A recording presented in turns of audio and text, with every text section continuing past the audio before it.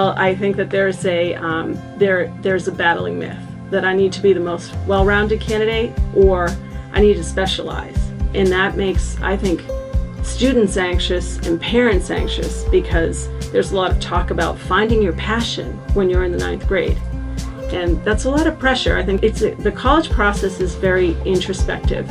And I think the battle over should I be pointy, specialized, or rounded as a candidate gets in the way of students really taking the time to reflect on what's working for them and what they need to adjust and change as they move through high school. Because the students who fare best in the college process are the students who know themselves best.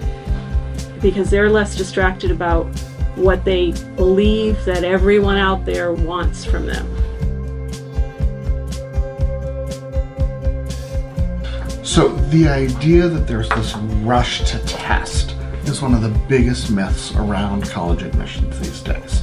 These tests are really designed for juniors and seniors in high school, so rushing in order to test earlier means you're oftentimes going to be covering topics that you haven't even learned yet in school.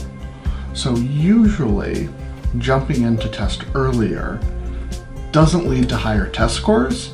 It just leads to taking more standardized tests throughout the process.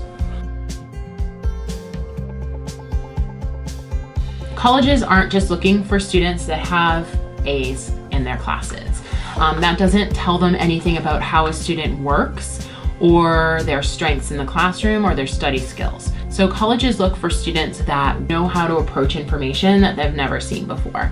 So how you handle that information, do you get overwhelmed easily? How do you approach setbacks? How do you approach failure? Those are also important parts of this process. So anybody can walk into an easy class and earn an A for being there, but sometimes it's the challenging class that really helps students prove themselves by challenging them to work a little bit harder, and that's a great story to be able to tell in an application.